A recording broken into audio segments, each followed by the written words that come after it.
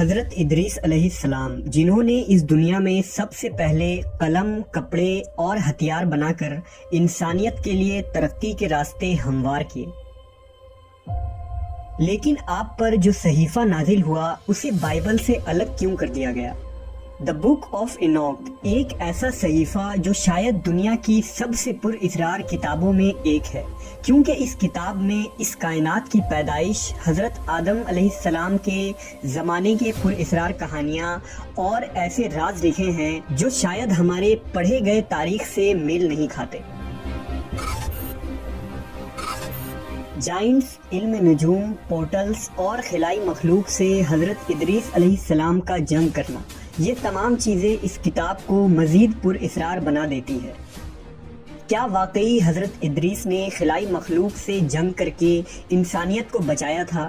اسلامی روایات اس کے متعلق کیا کہتی ہے؟ کیا ماڈرن سائنس کا سب سے بڑا سوال یعنی ایلین اور پورٹلز کا حضرت ادریس کی زندگی اور دور سے کوئی تعلق ہے؟ حضرت ادریس علیہ السلام اللہ کے تیسرے پیغمبر تھے، جو حضرت آدم اور حضرت شیس علیہ السلام کے بعد نبوت کے منصب پر فائز ہوئے۔ آپ کی پیدائش قدیم شہر بابل میں ہوئی۔ روایتوں کے مطابق حضرت ادریس نے دنیا میں لوگوں کو سب سے پہلے لکھنے پڑھنے اور تعلیم حاصل کرنے کا درس دیا۔ آپ کا زیادہ تر وقت درس و تبلیغ میں گزرتا تھا، چنانچہ لوگ آپ کو ادریس یعنی درس دینے والا کہہ کر پکارنے لگے۔ آپ علیہ السلام حضرت شیس کے 5ویں نسل سے تعلق رکھتے تھے۔ مورخین کے مطابق حضرت ادریس حضرت آدم کے 500 سال بعد اور حضرت نوح علیہ السلام سے 1000 سال پہلے پیدا ہوئے۔ حضرت آدم علیہ السلام کے بیٹے حضرت شیس کا انتقال ہوا تو کچھ عرصے بعد ان کے پیروکار بہت کم تعداد میں باقی رہ گئے۔ قابیل کی اولاد نے کفر و شرک، بدکاری و بے حیائی کا بازار گرم کر رکھا تھا۔ زناکاری اور شراب نوشی عام تھی۔ ہر طرف بتوں کی پوجا اور آگ کی پرستش ہو رہی تھی۔ لہذا بنی آدم کی ہدایت و رہنمائی کے لیے اللہ نے حضرت ادریس کا انتخاب کیا۔ نبوت کے منصب پر فائز ہوتے ہی آپ نے اپنی قوم کے بھٹکے ہوئے لوگوں میں وعظ و تبلیغ کا کام شروع کر دیا، لیکن وہ سب آپ کے دشمن بن گئے، اور جو لوگ بھی حضرت ادریس پر ایمان لائے ان لوگوں نے ان پر ظلم کرنا شروع کر دیا۔ لہذا حضرت ادریس نے اپنے پیروکاروں کے ساتھ بابل سے ہجرت کرنے کا ارادہ کیا۔ حضرت ادریس اہل ایمان کو لے کر مصر کی طرف چل پڑے اور دریائے نیل کے کنارے آباد ہو گئے۔ یہ ایک سرسبز و شاداب علاقہ تھا۔ حضرت ادریس اور آپ کے ساتھیوں نے یہاں دعوت و تبلیغ کا کام جاری رکھا اور ان لوگوں نے یہاں مختلف علوم سیکھ کر خوب ترقی کی۔ اللہ نے قرآن مجید میں حضرت ادریس کا ذکر یوں فرمایا ہے، اور اس کتاب میں ادریس کا بھی ذکر کیجیے، بے شک وہ بڑے سچے نبی تھے اور ہم نے ان کو بلند رتبے تک پہنچایا تھا۔ حضرت ادریس نے ہی سب سے پہلے قلم سے لکھنا اور کپڑا سینا ایجاد کیا۔ ان سے پہلے لوگ عموماً جانوروں کی کھال کو بطور لباس استعمال کیا کرتے تھے۔ حضرت ادریس وہ پہلے انسان تھے جنہیں علم نجوم اور علم الحساب یعنی ایسٹرولوجی اور میتھمیٹکس کا علم بطور معجزہ عطا کیا گیا تھا۔ کہا جاتا ہے کہ آپ کو 72 زبانوں کا علم تھا اور دنیا کی تمام قدیم بنیادی زبان مثلاً عربی، سریانی، لاطینی، یونانی، عبرانی اور مصری زبان کی بنیاد آپ نے ہی رکھی تھی۔ حضرت ادریس پر 30 صحیفے نازل ہوئے جو اس وقت کے لوگوں کے لیے رہنمائی تھی۔ آپ نے ہی اسلحہ اور ہتھیار بنانے کے فن کو عام کیا۔ مورخین نے لکھا ہے کہ چونکہ بنی قابیل بار بار آپ کے علاقے پر حملے کیا کرتے تھے، لہذا آپ نے اسلحہ بنائے اور ان سے کئی بار خون ریز جنگ بھی لڑی۔ حضرت ادریس علیہ السلام نے 365 سال کی عمر پائی تھی۔ علماء مفسرین اور بہت سے تابعین کا یہ قول ہے کہ حضرت ادریس علیہ السلام کو زندہ آسمان پر اٹھا لیا گیا تھا اور چوتھے آسمان پر آپ علیہ السلام کے روح کو قبض کی گئی، جہاں نبی صلی اللہ علیہ وسلم نے معراج کی رات آپ سے ملاقات کی تھی۔ مشہور مصنف جمال الدین القفلی نے لکھا کہ عراق و ایران کے سرحدی علاقوں میں آباد التیما نامی ایک قوم حضرت ادریس کی باقی بچے ماندہ قوم میں ہے، جو سائبین کی ایک شاخ ہے۔ یہ لوگ خود کو ادریسی کہتے ہیں۔ یہ لوگ ستارے کو اپنی دینی رسومات کا ماخذ سمجھتے ہیں اور اپنی عیدیں اور قربانیاں ستاروں کے عروج اور رجوع کے وقت کے مطابق مقرر کرتے ہیں۔ قرآن و حدیث کے علاوہ حضرت ادریس علیہ السلام کی زندگی اور ان کے زمانے کے متعلق معلومات کے دو مزید ذرائع موجود ہیں۔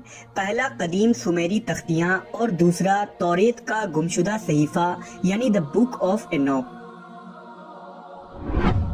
سن 1946 میں بحر مردار کے کنارے ایک غار میں 900 قدیم صحیفے دریافت ہوئے۔ یہ وہی صحیفہ ہے جو ہنوک یعنی حضرت ادریس پر نازل ہوا تھا۔ ان صحیفوں میں ایک بڑا صحیفہ توریت کے گمشدہ حصوں کا تھا، جسے آج ہم دا بک آف اینوک کہتے ہیں۔ بک آف اینوک میں تاریخ انسانی کی ایک مختلف کہانی ملتی ہے، جس میں حضرت نوح کے زمانے تک کے واقعات لکھے گئے ہیں۔ اس صحیفے میں ایک خاص قسم کے مخلوق کا ذکر ہے جسے دا واچرز کہا گیا ہے۔ انجیل میں انہیں دا فالن اینجلز کہا جاتا ہے۔ اس صحیفے کے مطابق حضرت ادریس علیہ السلام کے زمانے میں جیسے جیسے اس زمین پر انسانوں کی آبادی بڑھنے لگی تو زمین کی کچھ چیزیں آسمان کے فرشتوں کی نظر میں آنے لگی۔ ان فرشتوں کو بنی آدم کی خوبصورت عورتیں بہت پسند آئی۔ وہ لمبی بالوں والی عورتوں کے فرشتہ تھے، لہذا سینکڑوں فرشتے آسمانی راستے سے زمین پر آ گئے۔ انہوں نے ان خوبصورت عورتوں سے زنا کیا اور شادیاں بھی کی۔ اس دوران ان فرشتوں نے انسانوں کو علم نجوم اور ستاروں کا علم سکھایا۔ ان عورتوں نے جب بچوں کو جنم دیا تو وہ انسان نہیں تھے، بلکہ عجیب و غریب دیو ہیکل مخلوق یعنی جائنٹس تھے، جسے بائبل میں نیفیلیم کہا جاتا ہے۔ اسلامی روایات میں بھی اس طرح کے لمبے قد والے دیو کا ذکر جگہ بجگہ ملتا ہے۔ بک آف اینوک کے مطابق وہ فرشتے زمین پر اپنی حکومت قائم کرنا چاہتے تھے اور انسانوں کو اپنے تابع کرنے کی خواہش رکھتے تھے۔ دراصل اہل کتاب یہود و نصارہ کا یہ عقیدہ ہے کہ ابلیس ایک فرشتہ تھا اور اس نے جب اللہ کی نافرمانی کی تو وہ مردود ہو کر ابلیس کہلایا، جبکہ قرآن و حدیث کے مطابق ابلیس فرشتہ نہیں بلکہ ایک جن تھا۔ لہٰذا اس غلط عقیدے کی بنیاد پر توریت اور عیسائی لٹریچر میں ان مخلوق کو فرشتہ لکھا گیا ہے، جبکہ فرشتے اللہ کے حکم کے تابع ہوتے ہیں، نہ ہی وہ نافرمان ہوتے ہیں اور نہ گناہ کر سکتے ہیں۔ وقت گزرنے کے ساتھ زمین پر ان واچرز کی آبادی بڑھتی چلی گئی۔ انہوں نے انسانوں اور جانوروں کو کھانا شروع کر دیا اور زمین میں خوب فساد ہوا۔ لہذا خدا نے زمین پر ایک فرشتہ بھیجا جس کا نام عزازیل تھا۔ اس نے انسانوں کو ہتھیار بنانا سکھایا۔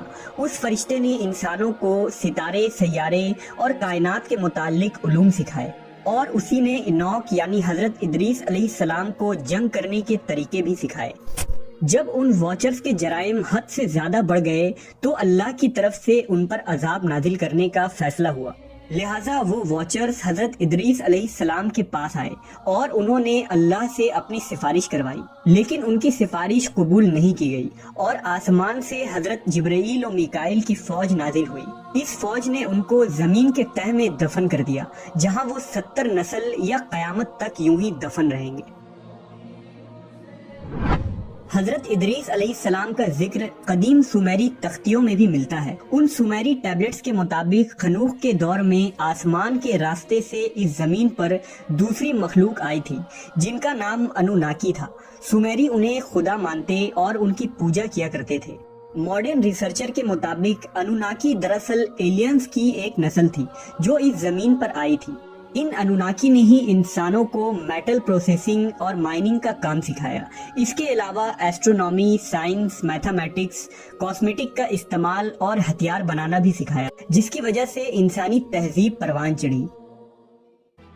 اسرائیلی روایات، صحیفہ اینوک اور سومیرین ٹیبلٹس کے ساتھ اگر اسلامی روایات کو جوڑا جائے تو حضرت ادریس علیہ السلام کے دور کا ایک ایسا خاکہ بنتا ہے جس سے دوسرے سیارے پر خلائی مخلوقات کی موجودگی اور پورٹلز کی موجودگی ثابت ہوتی ہے۔ عین ممکن ہے کہ وہ فالن اینجلز، واچرز یا انوناکی کوئی خلائی مخلوق ہوں۔ جو دوسرے پلانٹ سے ہمارے زمین پر حملہ آور ہوئے ہوں اور جن سے حضرت ادریس علیہ السلام نے جنگ کیا اور انسانی تہذیب کو بچایا۔